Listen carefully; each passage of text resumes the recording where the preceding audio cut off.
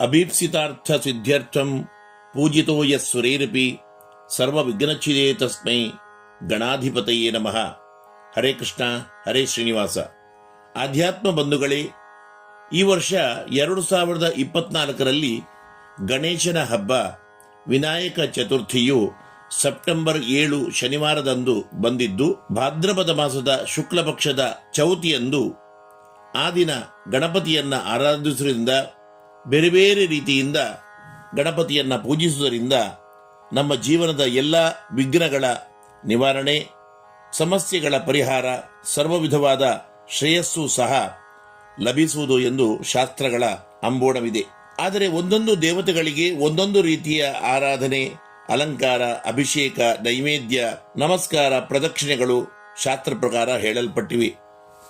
ಅಲಂಕಾರ ಪ್ರಿಯೋ ವಿಷ್ಣು ಎಂದರೆ ಈ ಪ್ರಕೃತಿಯಲ್ಲಿರುವ ಅನೇಕ ವಿಧವಾದ ಸುಗಂಧಭರಿತವಾದ ಹೂಗಳಿಂದ ಮಹಾವಿಷ್ಣು ದೇವರನ್ನ, ಅಂದರೆ ರಾಮ, ಕೃಷ್ಣ, ವಿಠ್ಠಲ, ಶ್ರೀನಿವಾಸ, ಸತ್ಯನಾರಾಯಣ ದೇವನನ್ನ ಅಲಂಕರಿಸಿ ಪೂಜಿಸಬೇಕಂತೆ. ಸುವಾಸಿತ ಶುದ್ಧ ಹೂಗಳ ಭಕ್ತಿಯ ಅಲಂಕಾರದಿಂದಲೇ ಭಗವಂತ ನಾರಾಯಣ ಪ್ರೀತನಾಗುತ್ತಾನೆ. ಇನ್ನು ಶಿವನಿಗೆ ಅಭಿಷೇಕವು ಶಿವಪೂಜೆಯ ಮುಖ್ಯ ಅಂಗವಾಗಿದ್ದು, ಅಭಿಷೇಕವೇ ಶಿವನಿಗೆ ಇಷ್ಟ. ಹೀಗೆ ಬೇರೆ ಬೇರೆ ದೇವತೆಗಳ ಪೂಜೆಯಲ್ಲಿ ಈ ಅಂಶಗಳು ಪ್ರಧಾನವಾಗಿರಬೇಕು. ಆಗ ನಮ್ಮ ಎಲ್ಲ ಪ್ರಯತ್ನಗಳು, ಪೂಜೆಗಳು, ಉದ್ದೇಶಗಳು ಖಂಡಿತ ಸಫಲಗೊಳ್ಳುತ್ತವೆ. ಆ ದೇವರು ಕೂಡ ತೃಪ್ತನಾಗುತ್ತಾನೆ.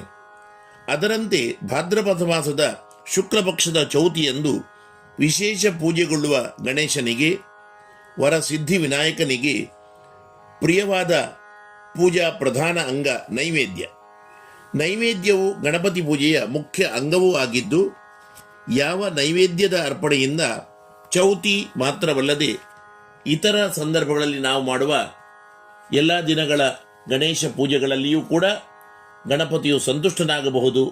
ಆ ನೈವೇದ್ಯವನ್ನು, ಅಂತಹ ದ್ರವ್ಯಗಳನ್ನು ವಿಶೇಷ ಪೂಜೆ, ಹೋಮ, ಹವನಾದಿಗಳಲ್ಲಿ ಮಾತ್ರ ಅಲ್ಲದೆ ಪೂಜೆಯಲ್ಲಿಯೂ ಕೂಡ ಅರ್ಪಿಸುವುದರಿಂದ ಯಾವ ಯಾವ ಪ್ರಯೋಜನಗಳಿವೆ, ಯಾವ ಐಹಿಕ ಆಮುಷ್ಮಿಕ ಲಾಭಗಳು ನಮಗೆ ಪ್ರಾಪ್ತಿಯಾಗಬಹುದು, ನೈವೇದ್ಯದ ಆ ದ್ರವ್ಯಗಳಲ್ಲಿ ಯಾವ ಯಾವ ದೇವತೆಗಳ ಸನ್ನಿಧಾನ ಇರುತ್ತದೆ ಎಂಬ ಎಲ್ಲ ವಿಚಾರಗಳನ್ನು ತಿಳಿದುಕೊಂಡು ಸಿದ್ಧಿವಿನಾಯಕನ ಚೌತಿಯ ಸಂದರ್ಭದಲ್ಲಿ ಹಾಗೂ ಎಲ್ಲ ಸಂದರ್ಭಗಳಲ್ಲಿ ಗಣೇಶನನ್ನ ನಾವು ಪೂಜಿಸೋಣ.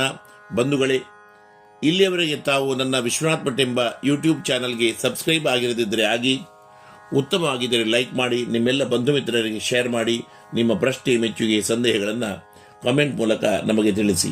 ವೀಕ್ಷಕರೇ, ಮಹಾಗಣಪತಿಗೆ ಪ್ರಿಯವಾದ ಯಜ್ಞದ ನಿರೂಪಣೆಯನ್ನ, ಹೋಮದ ವಿಧಿ ವಿಧಾನವನ್ನ ವಾಸಿಷ್ಠ ಸಂಹಿತೆ ನಿರೂಪಿಸುತ್ತದೆ.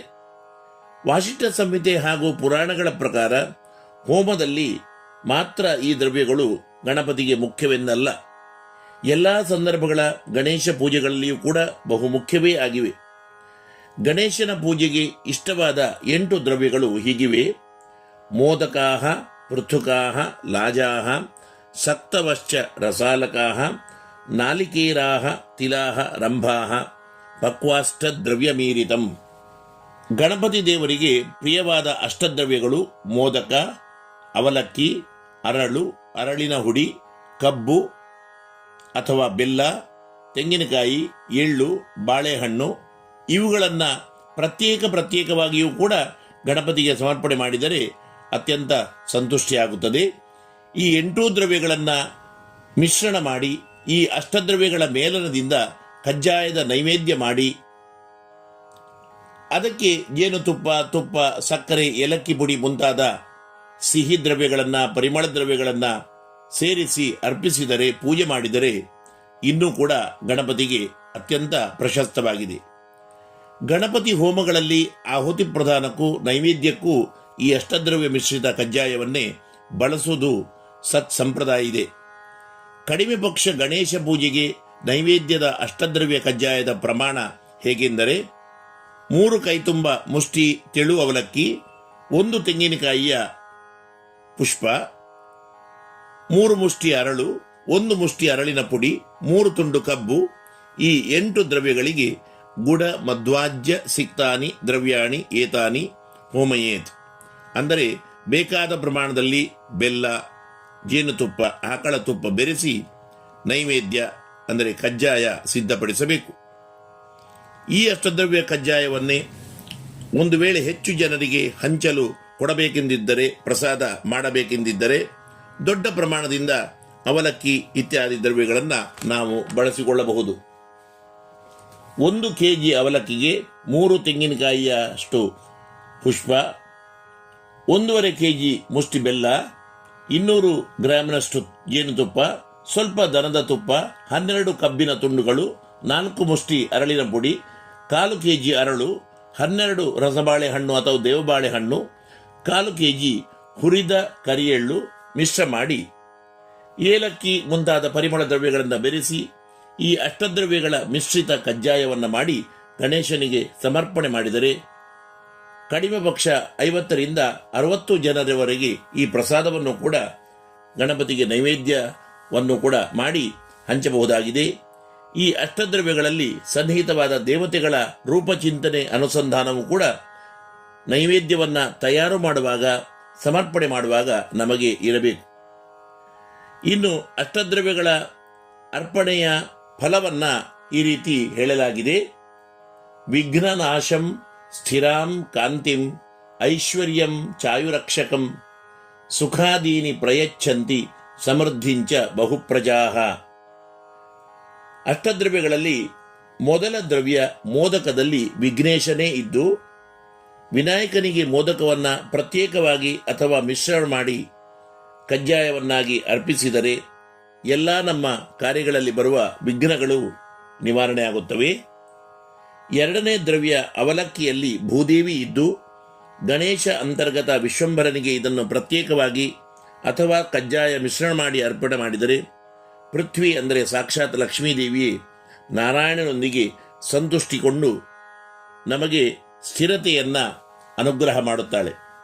3ನೇ ದ್ರವ್ಯ ಅರಳನ್ನು ವಿನಾಯಕನಿಗೆ ಅರ್ಪಣೆ ಮಾಡಿದರೆ ಅರಳಿನಲ್ಲಿ ಸನ್ನಿಹಿತನಾದ ಸೂರ್ಯದೇವನ ಅನುಗ್ರಹದಿಂದ ನಮಗೆ ವಿಶೇಷ ವರ್ಚಸ್ಸು, ತೇಜಸ್ಸು ಗಣಪತಿ ಮತ್ತು ಸೂರ್ಯರ ಅನುಗ್ರಹದಿಂದ ಪ್ರಾಪ್ತಿಯಾಗುತ್ತದೆ. 4ನೇ ದ್ರವ್ಯ ಅರಳಿನ ಪುಡಿಯಲ್ಲಿ ಅಗ್ನಿದೇವನಿದ್ದು ಅದನ್ನು ಗಣೇಶಾಂತರ್ಗತ ವಿಶ್ವಂಭರನಿಗೆ ಅರ್ಪಿಸಿದರೆ ಐಶ್ವರ್ಯ ಸಂಪತ್ತುಗಳು ಅಗ್ನಿ ಗಣಪತಿಯ ಅನುಗ್ರಹದಿಂದ ಪ್ರಾಪ್ತಿಯಾಗುತ್ತದೆ. 5ನೇ ದ್ರವ್ಯ ಕಬ್ಬು ಅಥವಾ ಬೆಲ್ಲದಲ್ಲಿ ಚಂದ್ರದೇವನಿದ್ದು ಈ ರೀತಿಯ ಅನುಸಂಧಾನದಿಂದ ಗಣೇಶನಿಗೆ ಬೆಲ್ಲವನ್ನು ಪ್ರತ್ಯೇಕವಾಗಿ ಅರ್ಪಿಸಿದರೆ ಅಥವಾ ಅಷ್ಟದ್ರವ್ಯ ಮೇಲನದಿಂದ ಬೆಲ್ಲವನ್ನು ಅರ್ಪಣೆ ಮಾಡಿದರೆ ದೀರ್ಘ ಆಯುಷ್ಯ ಪ್ರಾಪ್ತಿಯಾಗುತ್ತದೆ. 6ನೇ ದ್ರವ್ಯ ತೆಂಗಿನಕಾಯಿಯನ್ನು ವಿನಾಯಕನಿಗೆ ಅರ್ಪಿಸಿದರೆ ತೆಂಗಿನಕಾಯಿಯಲ್ಲಿ ಸದಾ ಸನ್ನಿಹಿತನಾಗಿರುವ ಶಿವ ಮಹಾದೇವನ ಅನುಗ್ರಹದಿಂದ ಜೀವನದ ಸಾರ್ಥಕತೆಯು ಪ್ರಾಪ್ತಿಯಾಗುವುದೆಂದು. 7ನೇ ದ್ರವ್ಯ ಎಳ್ಳನ್ನು ಪ್ರತ್ಯೇಕ ಅಥವಾ ಕಜ್ಜಾಯದಲ್ಲಿ ಮಿಶ್ರಣ ಮಾಡಿ ಗಣೇಶನಿಗೆ ಅರ್ಪಿಸಿದರೆ ನಿರಂತರ ಸುಖ ಸೌಭಾಗ್ಯಗಳು ಎಳ್ಳಿನಲ್ಲಿ ಸನ್ನಿಹಿತನಾದ ಶ್ರೀಹರಿಯ ಅನುಗ್ರಹದಿಂದ ಪ್ರಾಪ್ತಿಯಾಗುವುದೆಂದು. 8ನೇ ದ್ರವ್ಯ ಬಾಳೆಹಣ್ಣಿನಲ್ಲಿ ಪ್ರತ್ಯೇಕವಾಗಿ ಅಥವಾ ಅಷ್ಟದ್ರವ್ಯ ಕಜ್ಜಾಯದಲ್ಲಿ ಮಿಶ್ರಣ ಮಾಡಿ ಗಣೇಶನಿಗೆ ಅರ್ಪಣೆ ಮಾಡಿದರೆ ಸಂಪೂರ್ಣ ಜೀವನದಲ್ಲಿಯೇ ಸಮೃದ್ಧಿಯನ್ನು ಬಾಳೆಹಣ್ಣಿನಲ್ಲಿ ನಿಹಿತನಾದ ಬ್ರಹ್ಮದೇವನ ಅನುಗ್ರಹದಿಂದ ಪ್ರಾಪ್ತಿಯಾಗುತ್ತದೆ ಎಂದು ಹೇಳಲಾಗಿದೆ. ಹೀಗೆ ವರಸಿದ್ಧಿ ವಿನಾಯಕನಿಗೆ ಅತ್ಯಂತ ಇಷ್ಟವಾದ ಅಷ್ಟದ್ರವ್ಯ ಕಜ್ಜಾಯದ ಈ 8 ದ್ರವ್ಯಗಳಲ್ಲಿ ವಿಘ್ನೇಶೋರ್ವಿ ದಿನೇಶಾಗ್ನಿ ಸೋಮೇಶ ಹರಿಕಂಜಜಾಹ ದ್ರವ್ಯಾಣಾಂ ಮೋದಕಾದೀನಾಂ ದೇವತಾಃ ಕರ್ಮಶಃ ಸ್ಮೃತಾಃ. ಅಂದರೆ ಮೋದಕದಲ್ಲಿ ವಿಘ್ನೇಶನು, ಅವಲಕ್ಕಿಯಲ್ಲಿ ಭೂದೇವಿಯು, ಲಾಜ ಎಂದರೆ ಅರಳಿನಲ್ಲಿ ಸೂರ್ಯನು, ಅರಳಿನ ಪುಡಿಯಲ್ಲಿ ಅಗ್ನಿಯು, ಕಬ್ಬು ಅಥವಾ ಬೆಲ್ಲದಲ್ಲಿ ಚಂದ್ರನು, ತೆಂಗಿನಕಾಯಿಯಲ್ಲಿ ಈಶಾನನು, ತಿಲದಲ್ಲಿ ಶ್ರೀಹರಿಯು, ಕದಳಿ ಫಲದಲ್ಲಿ ಬ್ರಹ್ಮದೇವನು ಕೂಡ ಅನುಸಂಧಾನ ಮಾಡಿ ಚಿಂತನೆ ಮಾಡಿಕೊಂಡು ಗಣಪತಿಯ ಅಂತರ್ಗತನಾದ ವಿಶ್ವಂಭರನಿಗೆ ಅರ್ಪಿಸಿದರೆ ನೈವೇದ್ಯ ಪ್ರಿಯನಾದ ಗಣೇಶನು ಈ ರೀತಿಯ ಪೂಜೆ ಆರಾಧನೆಯಿಂದ ಅತ್ಯಂತ ಪ್ರಿಯನಾಗಿ ನಮಗೆ ಅನುಗ್ರಹಿಸುತ್ತಾನೆ. ಇನ್ನು ಬೇರೆ ಹಣ್ಣುಕಾಯಿ ಭಕ್ಷ್ಯ ಭೋಜ್ಯಾದಿಗಳನ್ನು ಕೂಡ ಪೂಜೆಯ ಸಂದರ್ಭದಲ್ಲಿ ನೈವೇದ್ಯ ಪ್ರಿಯನಾದ ಗಣಪತಿಗೆ ಅರ್ಪಣೆ ಮಾಡಬಹುದು. ಭಾದ್ರಪದ ಮಾಸದ ಶುಕ್ಲ ಪಕ್ಷದ ಚೌತಿಯ ವಿಶೇಷವಾದ ಗಣಪತಿಯ ಪೂಜೆಯಲ್ಲಿ ಈ ಅಷ್ಟದ್ರವ್ಯದ ಕಜ್ಜಾಯದ ನೈವೇದ್ಯ ಮಾತ್ರ ಅವಶ್ಯವಾಗಿ ಬಹಳ ಮುಖ್ಯವಾಗಿದೆ.